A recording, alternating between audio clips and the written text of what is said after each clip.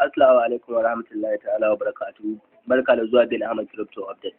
So na zo muku da wani update ne akan Safemoon wallet ko in ce duk masu Safemoon. Gaskiya amma ba ka mallake Safemoon ba ya kamata yanzu ka je ka mallake Safemoon saboda Safemoon yana da future mai kyau, akwai project akan shi sosai. So a wannan bidiyon na zo muku da update ne akan Safemoon. Gobe ne rana fa gobe ne ana dai ta cewa 28 to yau dai ga Allah ya kawo mu 27 Allah ya kuma ya nuna mana goben lafiya. So gobe da Allah kai insha Allah za ku samu Safemoon wallet a cikin Play Store naku. Safemoon wallet yana nan zuwa gobe kamar yadda suka faɗi, sun ce gobe ne fa za a saki Safemoon wallet. So insha Allah gobe idan ta yi za mu bidiyo akan yadda za ku buɗe Safemoon wallet da dai duk wani gadin har swapping ana yi a Safemoon wallet dai da sauransu. Gaskiya wannan daraja ce sosai wadda za ta iya haɓaka wannan course ɗin ya ƙara fuca sosai.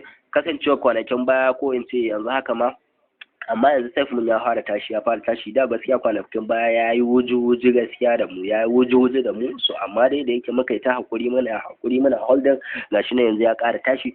Insha Allah Safemoon zuwa Disamba Allah da dille Safemoon zai ga ya cizza sosai, saboda in Allah da za ku in Allah da dimme Safemoon sai ya yi mamaki dan Disamba. Saboda yanzu haka kai da an yi creating din wannan wallet, da an fara amfani da wannan wallet din, ko iya masu Safemoon ko iya holders in Safemoon kadai za su dinga amfani da wannan wallet din. Za ku ga ba kananan mutane bane ba, ballantana akwai mutanen da za su yi updating su dinga amfani da wannan Safemoon wallet din.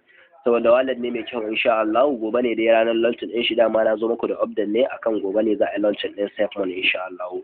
So in Allah da ku dakace mu da an saki Safemoon zuwa gobe, in Allah da za mu yi bidiyo akan yadda kowa zai bude Safemoon din shi da dai wasu abubuwa da suka shafi Safemoon. So ina bayan wa shawara duk wanda bai sai Safemoon ba, wannan lokaci ne na ƙarshe da ya kamata ya sai Safemoon gaskiya.